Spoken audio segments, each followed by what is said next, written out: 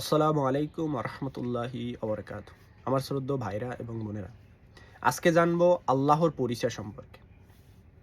তো চলুন জেনে নেওয়া যাক কি সত্যিকারে আমরা যে মুসলমান বলি যে আল্লাহ এক, এবং কেন আমরা এই সত্যিকারে এটা বলি যে ইসলামই সত্য।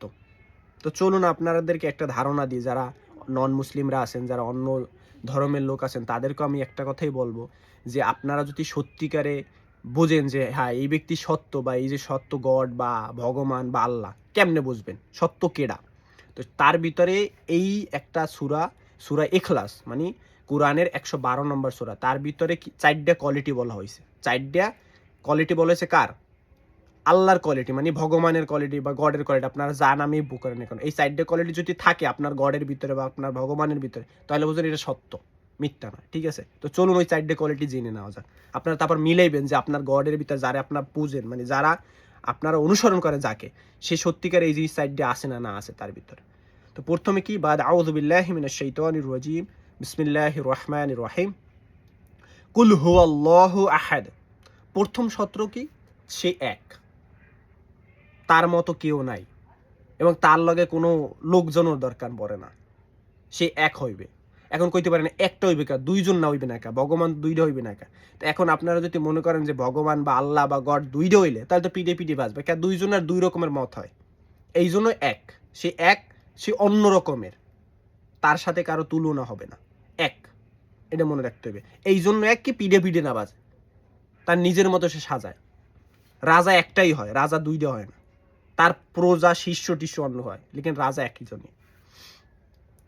আল্লাহু সমাদ মানে সে কারো মুখাফিক্ষি নয়। মুখাফিক্ষি মানে তার কিছুর প্রয়োজন পড়ে না, তার কাছে সব কিছু আছে, সে অন্য রকমের, তার প্রয়োজনের কোনো জিনিস নাই, সে খায় না লয় না কিছু না, তার কিছুর প্রয়োজন নাই, সে অন্য রকমের জিনিস। এটা মানুষের জন্য, খাওয়া লওয়া ঘুমানো এটা মানুষের জন্য। সে কারো মুখাফিক্ষি না, তার কিছুর প্রয়োজন পড়ে না, সে সবাইরে দেয়। ঠিক আছে, এইটা হলো 2 নম্বর কোয়ালিটি, কি তার কোনো কিছুর প্রয়োজন পড়বে না, যদি প্রয়োজন পড়ে তাই সে গড না। 3 নম্বরে কি, তার মানে লাম ইয়ালিদ ওয়া লাম ইউলাদ, মানে সে, তাকে কেউ জন্ম দেয় নাই। মানে যদি বলা হয় যে এই ব্যক্তির জন্ম দিয়েছে, দ্যাট মিনস ও গড না। যে জন্ম দিয়েছে হে গড হইতে পারে। ঠিক আছে, আবার গডের কোয়ালিটি কি জন্ম দেবে না, এখানে কোয়ালিটি বলছে কি শোনেন, সে জন্ম কেউরে দেয় নাই, আর সে কোনোদিন জন্মও নেয় নাই। মানে তার ভিতরে জন্ম দেওয়া নেওয়ার কোনো কোয়ালিটি থাকবে না, সে অন্য রকমের একটা জিনিস। কি কইছে বলছেন, যদি থাকে, যদি তারে কেউ জন্ম দেয় বা কেউ জন্ম কাউরে সে জন্ম দিয়েছে, তাহলে সে গড না, সে অন্য একটা জিনিস হইতে পারে, লেকিন গড না, বা ভগবান বা আল্লাহ না। ঠিক আছে, এই 3 নম্বর কোয়ালিটি। 4 নম্বর কোয়ালিটি কি, তার সমান কেউ নাই। তার যদি সমান সমান কি হয়, তার সাথে কেউ যদি তুলনা দেওয়া হয়, তাহলে ওই গড না। গডের সাথে, আল্লাহর সাথে, ভগবানের সাথে কারো তুলনা হবে না।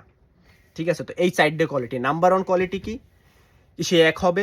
2 নম্বর কোয়ালিটি কি, সে তার কিছুর প্রয়োজন নাই, সে সবাইরে দেয়, তার প্রয়োজনের যদি কিছু প্রয়োজন পড়ে, দ্যাট মিনস সে গড না।